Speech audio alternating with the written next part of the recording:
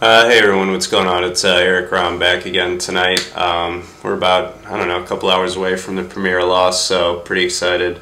I'm just going to get right to it, but before I really get going with the Lost stuff, I want to share a quick little story, which kind of segues into what I'm going to talk about first. A long time ago, me and my buddy Matt were out in the middle of nowhere, kind of digging around in our backyard way back when, and I kicked out this white backgammon piece.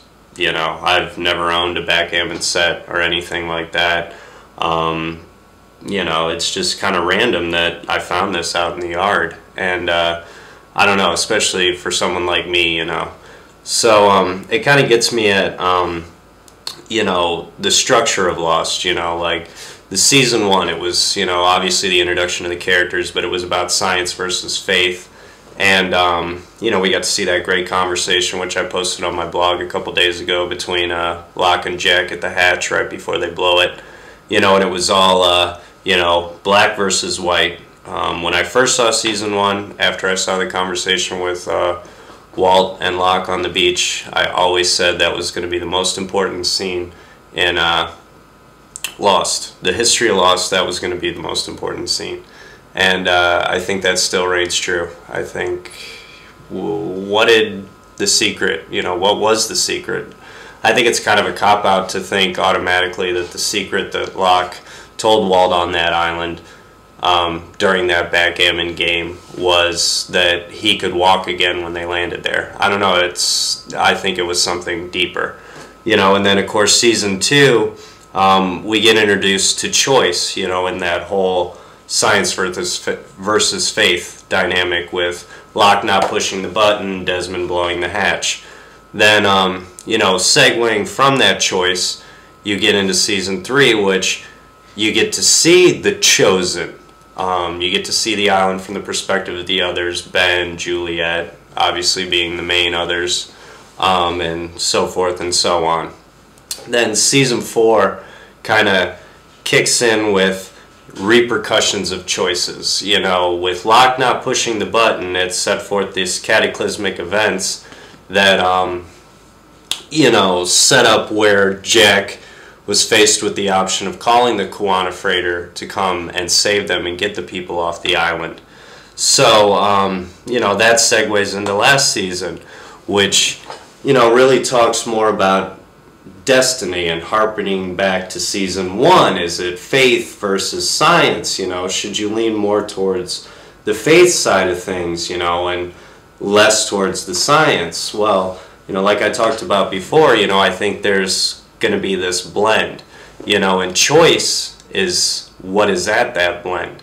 You know, logic allows us that choice. You know, we can follow things blindly with faith, you know, but you know, we ultimately always have that choice. So, I mean, in the interest of choice versus, you know, hard, you know, science and faith, black and white, you know, and destiny, you look at Benjamin Linus. I mean, if destiny's the case on Lost, was Benjamin Linus's destiny to kill Jacob?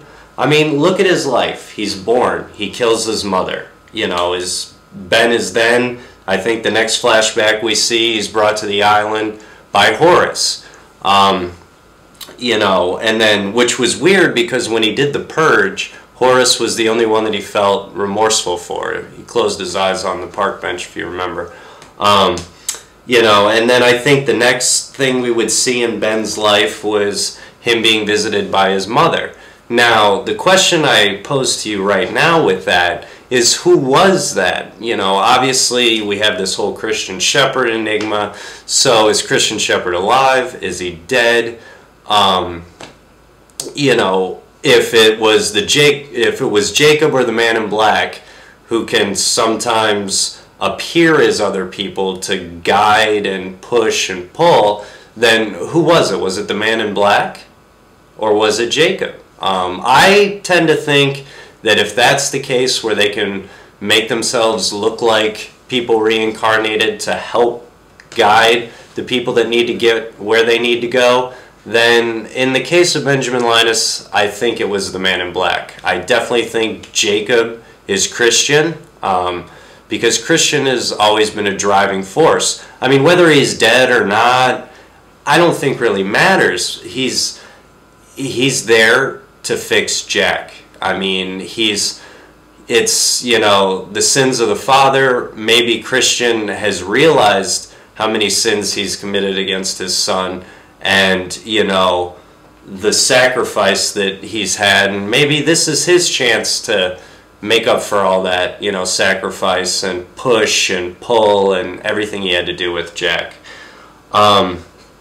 You know, and then Ben, next, obviously, timeline we got to see last season in 1977 is Saeed comes back and he kills Ben, or attempts to kill Ben, which is the event which turns Ben into another. You know, Kate saves him, takes him to the thing, and, you know, Saeed and Kate are the only two characters that make me stick with that whatever happened, happened. Like, they always did go back to 1977. They were just consciously living it out for the first time. It's, you know, then,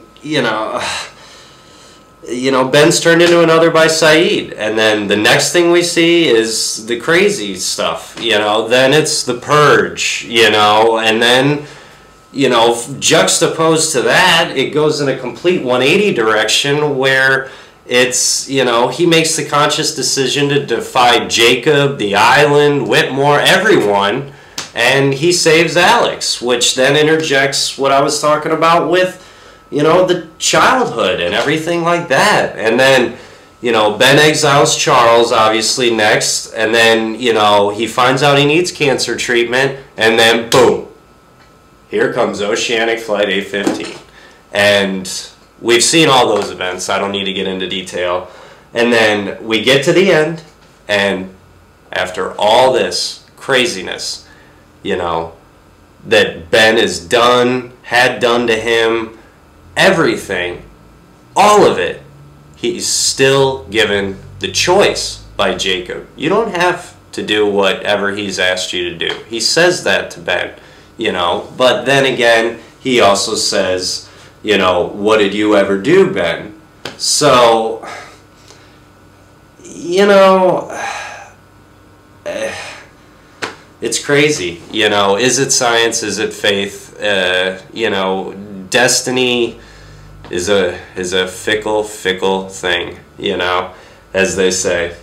So, but I don't know. I kind of have been off the faith versus destiny thing for quite a while.